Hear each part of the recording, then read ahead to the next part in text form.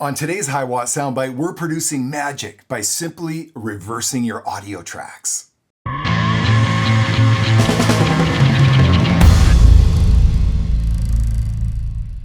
Well, am I ever excited about today's session? I want to take a few minutes and share some ideas on reversing audio and just why this plays such a critical role in my everyday productions.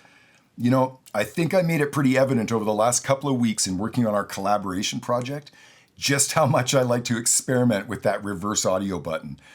And unbelievably, you would think that after 30 plus years of doing this business, you'd think that I'd be able to predict what any given sound is going to sound like when I reverse it. But to this very day, it remains one of the most unpredictable things. And for that reason, it's such a huge payoff. It can be so fun to click that reverse button and hear what any given sound sounds like backwards. It's just the magic and the payoff that can happen by reversing audio can just be priceless, okay? So I'm sort of making it a big deal because it plays a really big role in my productions. So for today's session, I've pulled up a couple of examples from the tracks that you supplied for this collaboration. So the very first example is this bell sound. Check it out.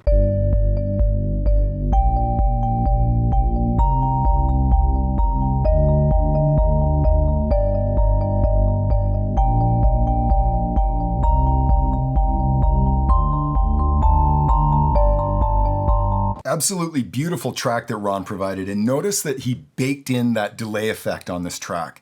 This is so important when we're talking about reversing audio because in my experience, the more effects that are baked onto that track that you're reversing, the more spectacular the results are going to be when you reverse it. It's just my own personal experience, and this is a great example of, you know, a track where Ron's got that initial bell sound, but he's got a ton of delay mixed into this. In fact, the delays are almost louder than the source sound, right? So when we reverse that sound, here's what we get.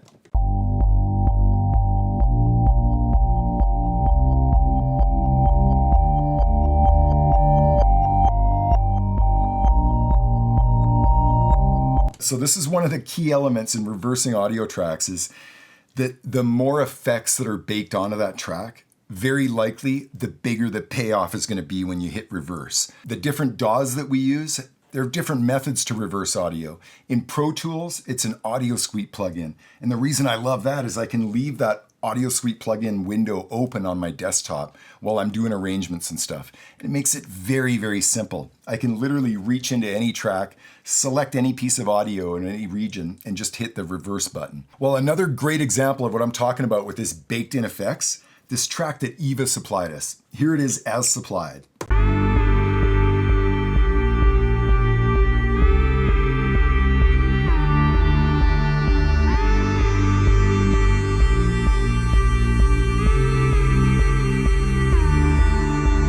So all kinds of cool things baked into that track, including a long sweeping kind of synth, right? Well, when I play that track in reverse, oh man.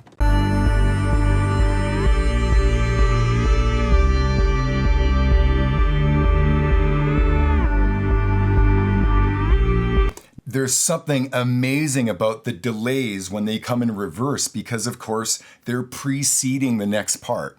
This is one of the magic things of reversing tracks that have baked-in delay specifically. As that track is playing in reverse against the rest of the song, those delays that used to be trailing are now preceding, right? It absolutely can be magical because it sounds like all these beautiful things are sort of gathering before the event. Sort of a really cool side effect of reversing baked-in effects. One more time on that.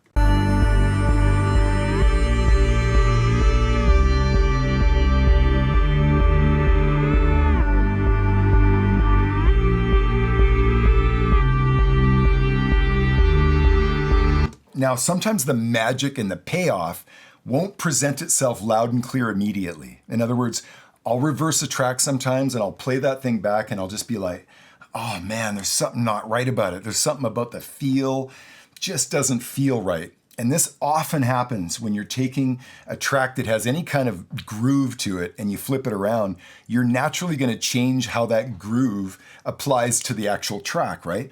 So it's very common for me to have to go into that reverse track and shift it a little bit. Here's a great example in a track David supplied us. Here it is on its own.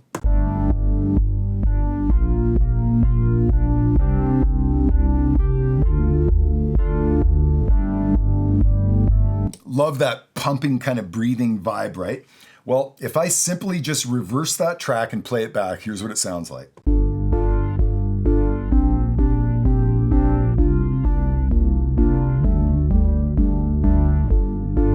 So that's a great example of what I'm talking about, where the feel isn't quite right. Well, the solution is very simple. All I do is I just advance that track like an eighth note.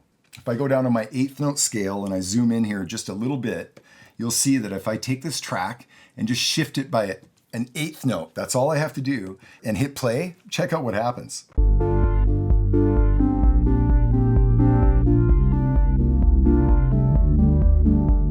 Now I'm really digging where that's going, but against the original progression of that bass line, still doesn't quite feel right. In a case like this, I will often go up and do the very same thing to the bass line. I'll take that bass line and I'll take like 2 bars of it and I'll just hit reverse. Let me get on a scale where I can see what I'm doing. And I'll reverse that bass line, boom, and now let's play that back. And of course, the bass line has to be shifted as well, right? So I'll go down to my scale of eighth notes and I'll zoom in a little bit on that. And I'll just take that bass track and I'll shift it back by an eighth note.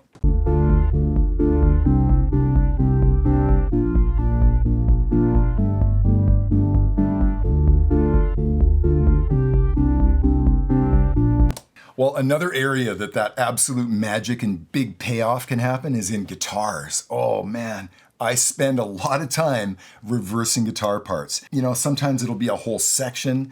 Other times I'll just go in and literally reverse like a couple of notes within the riff. For this example, one of our collaborators, Mark, he supplied all these really cool guitar parts and he baked in all the effects. Here's a very simple guitar progression supplied to us by Mark. Check it.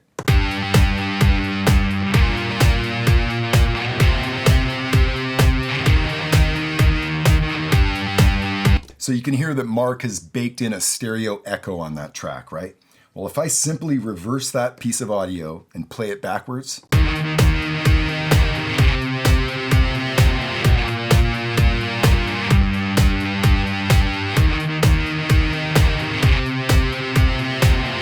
it's very hard to predict what any given sound is going to be like backwards until you try it.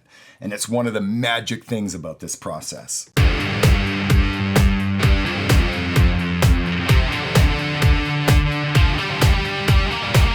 Nice simple riff, right? Let's hit reverse on that track.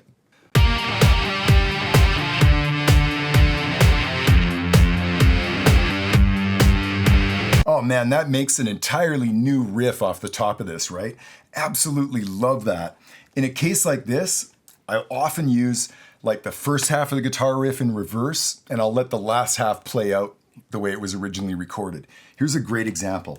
I would just very typically just duplicate this piece of audio, immediately hit reverse on it, and then I'll just copy the first half of it and then delete this and paste that right there. Boom.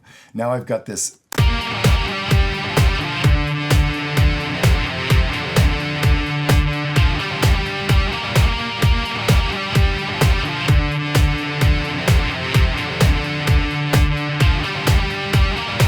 Yeah, I encourage each and every one of you to start experimenting with reversing audio, because of all the processing that we get up to in the studio, I'm not sure that there's a single thing that will be more rewarding than reversing your audio tracks.